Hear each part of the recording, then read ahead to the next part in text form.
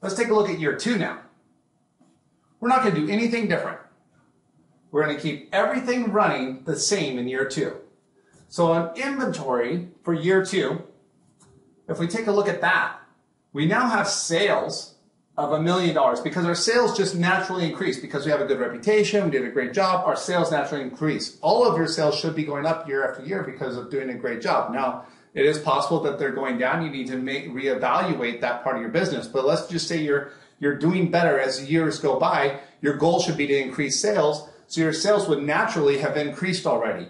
Now, we've saved that 2%. That 2% savings that we've now saved on our inventory is going to go ahead and carry forward. And we now have a savings of $10,800. Look at the difference. Last year, we saved $9,640. But by changing our operations last year, we now have an increase and we saved $10,800. Let's look at the wages. We've done the same thing, done nothing different. We're just running our business the same as we always have. We've made improvements to our efficiencies last year, but in year 2, because of those improvements, we now see a saving in wages of $4,400. Look at last year, $3,700. So we have an automatic increase in savings. This is a principle that we applied in year 1, but we're going to see rewards in year 2 that are increasing just because our sales went up. Now let's look at the payroll. Remember, payroll was under the expense category, not the cost of goods sold. Look at our savings. They are the same, $1,900 on each of those. Why is that? Well, remember, when our sales went up, so did our expenses for our wages. But because we implemented saving techniques the year before on the wages or the inventory, we reaped those rewards. So as the sales went up, so did our costs. But because we had the 2% savings, we actually saved more money. Sure, our expenses went up, but we saved more. How did they go up? Well, last year we had $472,000 in inventory. This year we have $540,000, so it went up. But because of our cost saving of 2%, we saved $10,800. Because from year 1, that number would have been a lot higher. Would have been $10,800 higher. But the payroll, we did not get to see that same increase in savings. Why?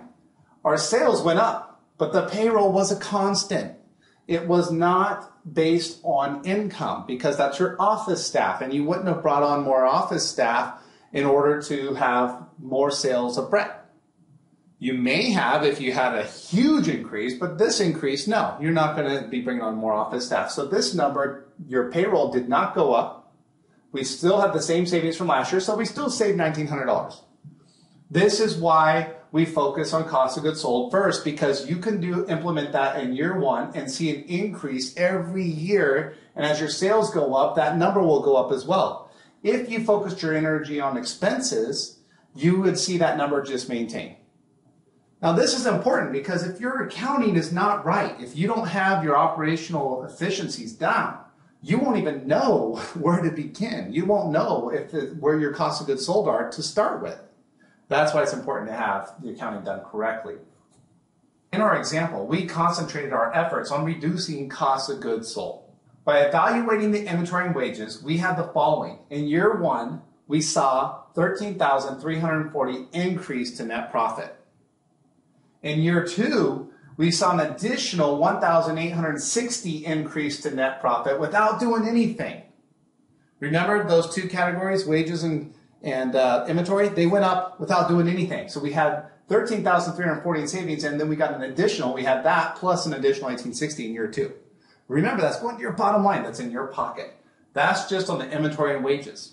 If we would have only looked at the expenses, nothing else, we would have only seen $1,900 increase to net profit, and we would have only seen $1,900 the next year as well. No change. Look at that again. As you can see, an increase for our cost of goods sold and the same for the payroll. Any questions on any of that? I know it's a little confusing. There's a lot of numbers to take in, but let's just keep it simple. Remember, have a good accounting record. Look at your cost of goods sold. Make changes there first. Don't forget about your expenses because $1,900 is nothing to throw away. And you're going to see that the next year as well. But if you make changes here under your cost of goods sold, that 2% savings is going to carry on. Now let's implement this strategy. It's an excellent strategy, so now let's implement it. Okay, I've told you how it works, why you want to look at the cost of goods sold, but how do you actually do it? First, you need to review your income statement for the largest percentage of expenses in the cost of goods sold. We talked about that. That's the first thing you want to do is look at what is the largest percentage in my income statement and focus on that first. You're going to contact your vendors and suppliers to inquire about discounted pricing. And again, we talked about that a little bit, but early payment discounts. If you pay your bill early, a lot of vendors will give you a discount for paying early. Consider bulk buying. If you can buy non-perishable goods that'll last a little longer, it could save you that. Sure, you're going to be out a little more cash up front, but you're going to have ultimate savings. So if you can afford to do that, that's a great way to reduce those costs. Don't be afraid to change vendors. Talk to your vendor. Ask for reduced pricing. If they won't give it to you, look for a different vendor. There's a lot of vendors out there that would love to have your business right now. And if one won't give you better pricing, another might. And then you want to take a hard look at your labor costs. When we're doing accounting for people, the one area that we always focus on is the labor costs. And a lot of times businesses will tell me, oh, we can't reduce it. This is necessary. We have to have this person. If you have to have a person, that's going to hurt your business.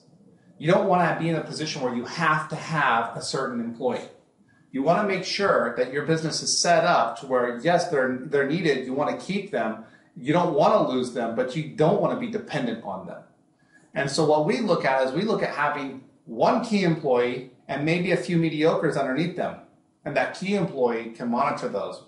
We have one business that has 6 key employees. 6 key employees. They don't have anybody underneath those 6 key employees. And so the cost to have those 6 key employees is very high, very expensive. They could actually do away with 5 of those key employees, just have one to manage the other 5 mediocre employees, maybe less skilled, whatever the case may be. Labor force depends on your position. But you could save a lot of money if you look at it from that perspective. Really analyze your payroll. It's the hardest thing for businesses to do. They don't want to let people go. They don't want to reduce pay. They don't want to take away benefits. But that is what's going to keep you in business longer and ultimately keep your employees employed longer. So having these good strategies will maintain long-term employment. And then on the employment side, are you operating efficiently? Is it necessary to have so many employees for what you're doing? Look at what your employees are doing on a daily basis. Are they continually busy? Are you giving them the tools necessary to run efficiently? So look at all those things and make sure that you're operating efficiently because that can help you save money. Now we've talked a lot, and one thing I want to kind of jump back to on the vendors and suppliers, we talked a lot about inventory. Some businesses don't have inventory. So if you don't have inventory, don't worry. You do still have materials and supplies that go into producing your income. So if you have a business that, let's say you're a landscaper, for example, you will have materials and supplies that go to producing the income. For example, fertilizer, fuel for the lawnmowers, those kind of things will help produce your income because they need to be able to run in order to produce the job, to produce the income.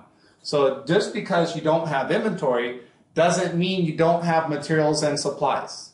After you've reviewed your cost of goods sold, don't forget, review the rest of your expenses and apply the same principles. The same principles we just put into place here that we just implemented there.